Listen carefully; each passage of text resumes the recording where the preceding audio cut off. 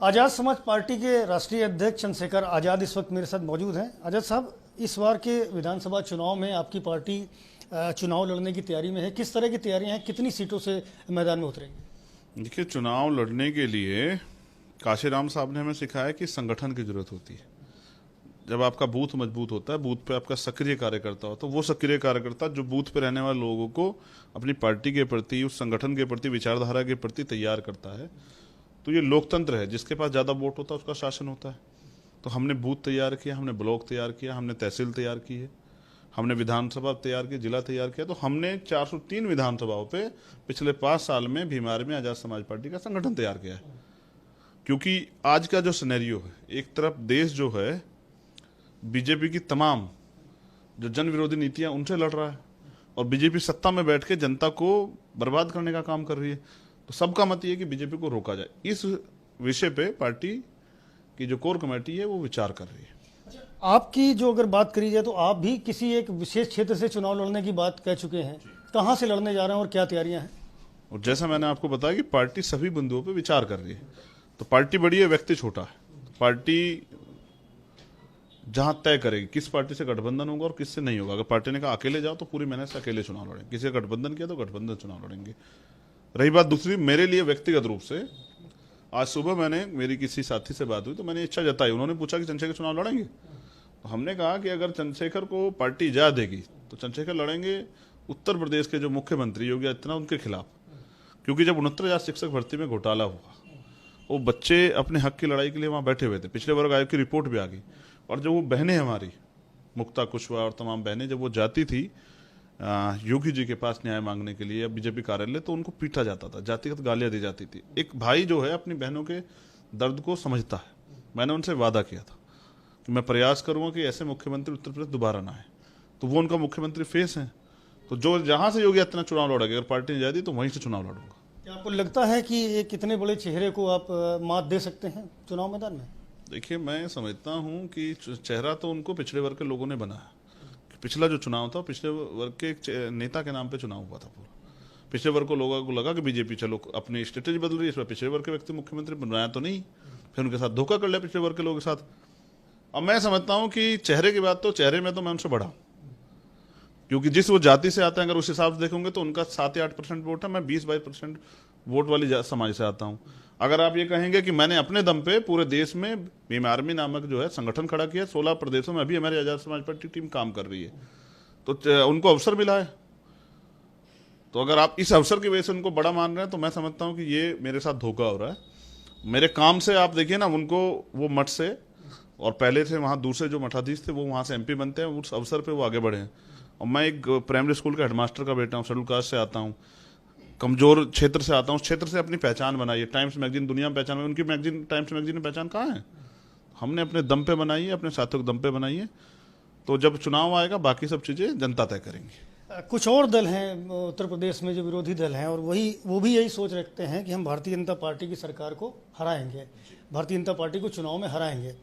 क्या आप उनसे सहयोग लेंगे या आप उनके साथ किसी तरह का गठबंधन करने के बारे में भी सोच रहे हैं? देखिए, जैसा आपने कहा कि वो सोच रखते हैं, और जहां तक मैं समझता हूँ ये सोच तो 2017 के बाद रखी गई थी, 2017 में भी रखी गई थी। अब सर सोच इसलिए रख रहे हैं क्योंकि सरकार बीजेपी की, अगर किसी और की होती तो उसको हराने के बारे में सोचते, अपनी बनाने के बारे में सोचते। मैं आपको बस याद दिलाता हूं कि पिछली बार लोकसभा चुनाव हुआ और बीजेपी के जो सबसे बड़े चेहरे थे, जो हमारे वर्तमान प्रधानमंत्री मोदी जी, उनके खिलाफ में बनारस चुनाव लड़ने का मैंने अनाउंस किया कि मैं जाऊंगा। तब हमारा दल भी नहीं था, तो मैंने सब लोगों से मांग की कि भाई मुझे मदद करा दो या फिर आप खुद लड़ो, क्योंकि बीजेपी के सबसे बड़े चेहरे हैं, तो आपकी पार्टी का जो सबसे बड़ा चेहरा वो लड़े। तब उन लोगों ने मेरा साथ नहीं दिया। आज हम पे दल है अपना, आज मुझे टिकट के लिए किसी के पास जाने की जरूरत नहीं है। अगर पार्टी तय कर देगी तो वहीं चुनाव लड़ जाएंगे। इस बार, पिछली बार बहन जी ने भी ट्वीट कर दिया था कि चंद्रशेखर लड़ेंगे तो मोदी जी आराम से जीत जाएंगे, वोट का बंटवारा हो जाएगा। इस बार वो भी नहीं कहा, क्योंकि आज लोकतांत्रिक देश है, संवैधानिक अधिकार है, हमारी पार्टी है, पार्टी लड़ाएगी तो हमें किसी पूछने की जरूरत थोड़ा ही है। प्रयास ये रहेगा कि जो लोग बीजेपी को रोकना चाहते हैं, अगर वो अपने दलों से जिसको सबसे प्रमुख व्यक्ति मानते हैं, क्या तो वो उनका व्यक्ति लड़े, तब तो मैं मान जाऊं कि बीजेपी को, योगी जी को रोकना चाहते हैं। अगर वो योगी जी को वॉक ओवर देना चाहते हैं तो अलग बात है, मगर मैं वॉक ओवर नहीं दूंगा। हमारे लोगों के हत्यारे हैं।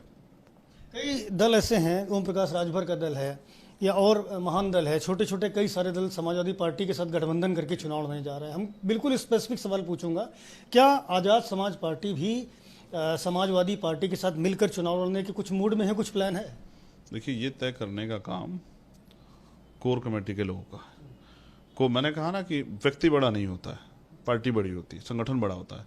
एक एक कार्यकर्ता ने मेहनत करके पार्टी को खून पसीने सींचा है, तो उनकी भावनाओं का ध्यान रखते जो पार्टी तय करेगी हम लोग उस पर खरे उतरेंगे। बस मैं आपसे को ये याद दिला रहा था कि ये लोकतंत्र है। ये जब देश आज़ाद हुआ तो तमाम तरह के आंदोलन हुए गांधी जी के नेतृत्व में और लोगों के नेतृत्व में, तब ये देश आज़ाद हुआ। CNPR का मामला आया था, मुस्लिम समाज के लोग इसके विरोध में आंदोलन में 20 लोगों को सरेआम मारा गया था। ऐसे हत्यारे मुख्यमंत्री को, क्योंकि उनकी सरकार में तो वही जिम्मेदार है। पुलिस ने सीधी गोलियां चलाई, टांग पे नहीं चलाई, छाती पे गोली चलाई, सर पे गोली चलाई। हम उनको कुर्सी पे नहीं बैठने देंगे। हमें अपने लोगों की चिंता है, क्योंकि अगर वो दोबारा कुर्सी बैठेंगे तो अगले 5-7 दलित, पिछड़े, आदिवासी, मुसलमान, सिख, जैन, बौद्ध, पारसी के साथ ये होगा। और जैसे हमारे अधिकार छीने गए, संवैधानिक अधिकार रक्षण, उसको खत्म किया जाएगा। अच्छे स्कूल जो हैं वो सारे बंद किए जाएंगे और हमारे अधिकारी कर्मचारियों को बेइज्जत करके निकाला जाएगा। हॉस्पिटल नहीं बनेंगे, तमाम तरह की परेशानी होंगी, महंगाई बढ़ेगी। तो इस सरकार को सत्ता से बेदखल करना जरूरी। एक सवाल ये है कि आपके जो भी प्रत्याशी चुनाव मैदान में उतरेंगे उनमें से एक भी कैंडिडेट सवर्ण नहीं होगा, ऐसा क्यों? देखिए, उसके पीछे एक विचारधारा की लड़ाई है। ये यहाँ गांधी जी को भी पूजते हैं लोग, गोडसे जी को पूजते हैं, यहाँ सरदार शहीद आजम भगत सिंह को पूजते हैं, यहाँ बाबा साहब अम्बेडकर को पूजते हैं, यहाँ मान्यवर काशीराम साहब को पूजते हैं। तो मैं ये समझता हूँ कि जो जिस विचारधारा की लड़ाई हम लड़ रहे हैं, बहुजन हिताय बहुजन सुखाय, मान्यवर काशीराम साहब ने वो आंदोलन बनाया था 15 बनाम 85 का। ये लड़ाई उनसे मेरी जाति लड़ाई नहीं है, राजनीतिक लड़ाई है। कभी अगर अपर कास्ट के लोगों पे, सामान्य वर्ग के लोगों पे कोई परेशानी आएगी तो सबसे पहले चंद्रशेखर खड़े रहेंगे, मेरा वादा है आपके चैनल के माध्यम से। लेकिन मैं अब उनको राजनीतिक अधिकार दिलाना चाहता हूं जिनको हजारों सालों से नकारा गया है। और मैं ये समझता हूं कि मिश्रण, समझते हैं, जहां मिश्रण होता है तो वहां नुकसान हो जाता है। हम ये आंदोलन सत्ता के द्वारा व्यवस्था परिवर्तन का आंदोलन हम लोग चला रहे हैं, जिसको माननीय काशीराम साहब ने चलाया, सामाजिक परिवर्तन, आर्थिक मुक्ति का आंदोलन, समानता के लिए आंदोलन। अभी सामान्य वर्ग के लोग जाति व्यवस्था को नकारने के लिए मानसिक रूप से तैयार नहीं हुए। जहां एक व्यक्ति पैदा होते उच्च जाति का हो जाता है और एक व्यक्ति पैदा होते नीच जाति का हो जाता है, जहां कर्म को प्रधानता नहीं, जाति को प्रधानता है। जहां राष्ट्रपति बनेगा तो दलित, मुख्यमंत्री बनेगा दलित, पूरी जिंदगी में वो अपनी जाति नहीं बदल पाता है। उस जाति व्यवस्था को खत्म करने, जातिहीन समाज बनाने का काम हम लोग करना चाहते हैं। गैर बराबरी खत्म हो, भाईचारा बने। जब तक जातियां रहेंगी भाईचारा नहीं बनेगा। तो जब इस आंदोलन को हम लोग आगे बढ़ाएंगे तो जो मानसिक रूप से समाज तैयार नहीं है तो वो इस व्यवस्था को यथास्थिति रखना चाहेगा। बाबा साहब अम्बेडकर हिंदू धर्म में सुधार के लिए लड़ते रहे, जब सुधार नहीं कर पाए तो उन्होंने बौद्ध धर्म ग्रहण कर लिया। मान्यवर काशीराम साहब RPM में सुधार के लिए लड़ते रहे, नहीं कर पाए तो फिर अपनी पार्टी बना दी। मैं भी BSP में सुधार के लिए लड़ता रहा, नहीं कर पाया तो फिर आजाद समाज पार्टी बना दी उनके आंदोलन को आगे बढ़ाने के लिए कि उनका आंदोलन जिंदा रहे। तो उनके आंदोलन को जिंदा रखते हुए मैं समझता हूं कि जब तक सामान्य वर्ग के लोग मानसिक रूप से इस बात को के लिए तैयार ना हो जाए, तब तक हमें अपने आंदोलन को जिंदा रखने के लिए 15 बनाम 85 की इस मूवमेंट को चलाना चाहिए। और तभी भाईचारा बने, क्योंकि कमजोर ताकतों में कभी भाईचारा नहीं बनता। जिस दिन शासन व्यवस्था, राज व्यवस्था बहुजन समाज के पास आएगी तो तब उनके हितों की रक्षा होगी और उनके लिए कानून बनेंगे, तब वो तरक्की के रास्ते पे आगे बढ़ेंगे। बहुत शुक्रिया आपसे बात करने के लिए। आजाद समाज पार्टी के राष्ट्रीय अध्यक्ष चंद्रशेखर आजाद हैं, बेहद स्पष्टवादी नजरिया रखते हैं। साफ कहना है कि बहुजन समाज की लड़ाई के लिए ये उनका आंदोलन है, कोई राजनीतिक दल नहीं है। और इस लड़ाई को वो लगातार जारी रखेंगे। जहां तक उनके व्यक्तिगत चुनाव लड़ने की बात है तो उनकी हार्दिक इच्छा है कि वो उत्तर प्रदेश के मुख्यमंत्री योगी आदित्यनाथ के विरुद्ध चुनाव मैदान में उतरेंगे। ये अलग बात है कि ये सारी चीज़ें पार्टी की कोर कमेटी तय करेगी। कैमरामैन फैसल के साथ संजय त्रिपाठी, ABP न्यूज़, लखनऊ।